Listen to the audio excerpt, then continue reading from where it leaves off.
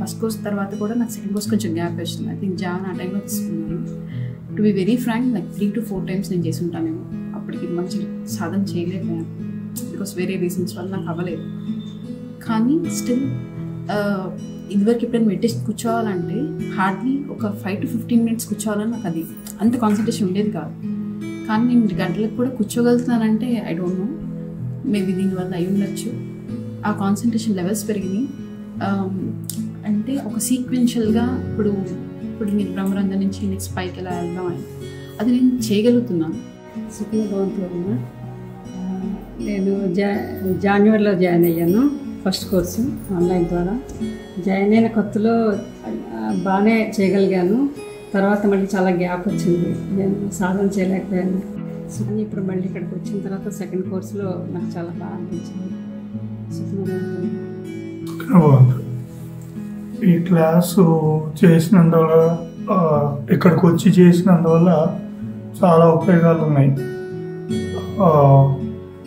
ఒకటి ఏమన్నా ఒక సైడ్ ఏమన్నా మనలో బాడీలో ఏం జరుగుతుంది అంతరంగా తెలుస్తూ ఉంటాయి. అది ఎందుకు జరుగుతుంది అని మధ్యలో ఎక్స్ప్లెయిన్ చేయటం వల్ల అసలు ఈ ఇంప్రెన్స్ అంటే ఏంటి, అసలు మనకి ఈ స్థితి ఎందుకు కలుగుతుంది, ఇవన్నీ బాగా క్లియర్గా ఎక్స్ప్లెయిన్ చేశారు. ప్లస్ ప్రాక్టికల్గా అనుభూతి పొందితే మనలో ఒక ఆధ్యాత్మికంగా బాగా అబ్బా ఇంత జ్ఞానం ఉందా అని తెలుసుకుంటాం. దాని పట్ల ఉత్సాహం పెరిగి మళ్ళీ చేద్దామనే ఆలోచన వస్తుంది.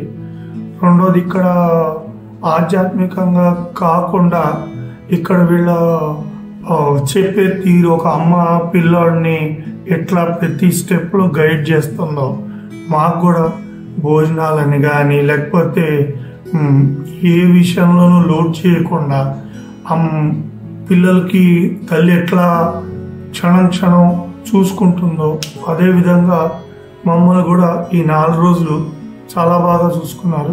దీనికి నేను కృతజ్ఞుడిని.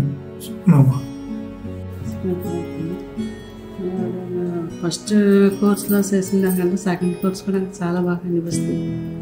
బాగా కొంచెం కూడా బాగా ఫస్ట్ కోర్స్ మీద ఇప్పుడు ఇంకా బాగా అర్థమవుతుంది. మెయిన్గా మైండ్ స్టెబిలిటీ అనొచ్చు, లేదు అంటే స్ట్రెంగ్త్ అనొచ్చు, ఒక వర్డ్లో చెప్పాలి. అది చాలా పెరిగినట్టు అనిపిస్తుంది. అంటే self awareness are more consciousness. ఏది చేస్తున్నా కానీ కాన్షియస్గా ఉండడం, మనం చేస్తుంది ఏంటి అనేది మనకి కరెక్ట్గా రాంగ్ అనేది సెల్ఫ్ అవేర్గా చేయడం అదొకటి. And focus on what we. అంతకుముందు ఎప్పుడు స్కాటర్డ్ ఉంది, ఒక పని చేస్తుంటే ఇంకొక పని మీద ఇది చెయ్యాలి కదా, లేదంటే ఇది చేసేది వదిలేసి మిగిలినవన్నీ గుర్తొచ్చాయి. ఇప్పుడు అలా కాకుండా ఒక వర్క్ చేస్తున్నప్పుడు దాని మీదే most of the time focus అనేది. సో నేను అంటే అబ్జర్వ్ చేసింది ఏంటంటే మోర్ ఫోకస్ కానీ మెమరీ, ఒకటి memory, focus, especially like cognitive skills అయితే ఏవైతే ఉన్నాయో అవి చాలా బూస్టప్ అయింది అని చెప్పి నేను ఫస్ట్ కోర్స్ తర్వాత చాలా ఫీల్ అయ్యాను. అండ్ ఇప్పుడు సెకండ్ కోర్స్ తీసుకున్న తర్వాత నేను కంటిన్యూస్గా చేయాలనుకుంటున్నాను. దెన్ ఇంకా నా అంటే personality development or cognitive skills రెండు కూడా ఇంకా నేను ఇంకా మెరుగుపరుచుకోవాలనుకుంటున్నాను. దీనివల్ల నాకు చాలా ఇంప్రూవ్మెంట్స్ జరిగింది. ముఖ్యంగా సెల్ఫ్ అవేర్నెస్, అంటే నాకు నేను ఎప్పుడు ప్రశ్నించుకోవడం, ఒకవేళ నేనే ఉన్నా నా ఆలోచనలో ఏమన్నా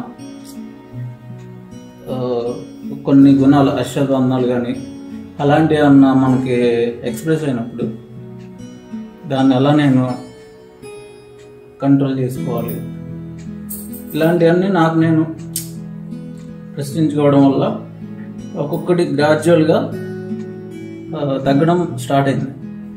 నేను గత సంవత్సరంన్నర నుంచి ధ్యానం చేస్తున్నాను. ధ్యానం చేస్తున్నప్పటికీ నా సొంతంగా ధ్యానం అనేది చేయడం అనేది స్టార్ట్ చేశాను. నా ఉదయం 4 o'clock 4:30 అట్లా బ్రహ్మముహూర్తం లేచి ధ్యానం చేస్తుండే.